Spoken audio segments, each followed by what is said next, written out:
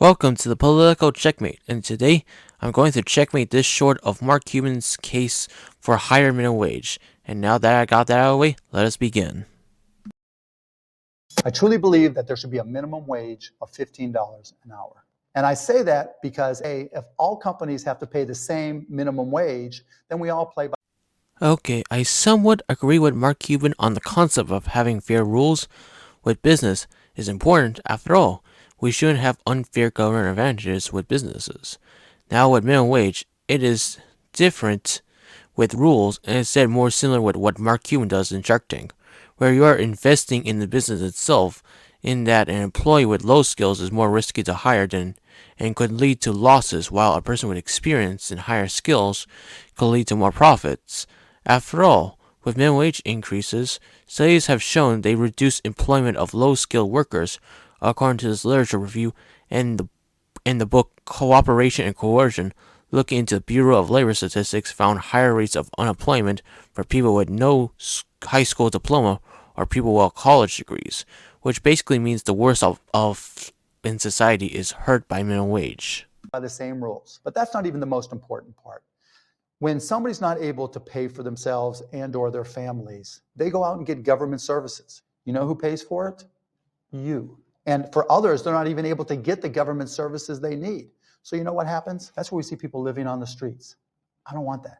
You know what else happens? That's when we see people have food insecurity. They can't feed themselves. They can't feed their kids. And so when we help people and we're compassionate and we allow them to live their lives with a living.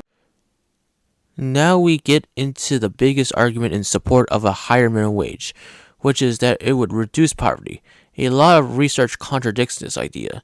A study from economist Joseph Saiba, looking at 35 years across a wide range of data of welfare programs, and found that minimum wage hikes did not reduce participation in welfare on net. Another study looking at minimum wage and homelessness, based on the Department of Housing and Urban Development from 2006 and 2019, and found that minimum wage hikes lead to increased homelessness. An explanation as to why minimum wage increases don't help the poor, according to economist Dalen Overstreet, who argues that it is a blunt hatchet to poverty, is because most people in poverty don't work the minimum wage, according to the data, and job losses with the minimum wage.